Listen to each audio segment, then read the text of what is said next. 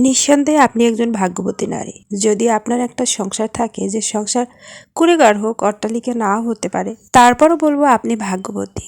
যেখানে শুধু আপনার কর্তৃত্বই চলে, যেখানে আপনি কখন ঘুম থেকে উঠলেন, কখন ঘুমাতে গেলেন তা নিয়ে কোনো কথা হবে না। আপনার সন্তানের কোনটা করলে ভালো হবে সে ডিসিশনও আপনিই নিতে পারছেন। আপনার সেই ছোট্ট সংসারে সাধারণ সেই জীবনযাপনে হয়তো অনেক চাওয়া পাওয়ার সাথে আপনার মিল নেই, তারপরও বলবো আপনি ভাগ্যবতী।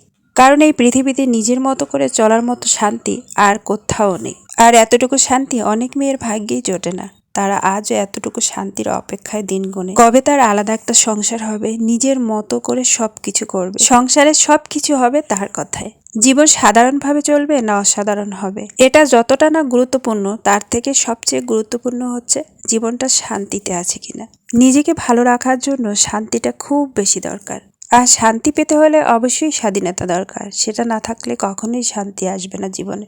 প্রতিটা মেয়ের জীবনে এভাবেই শান্তি ফিরে আসুক, সুখে থাকুক, সুখে সংসার হোক সবার।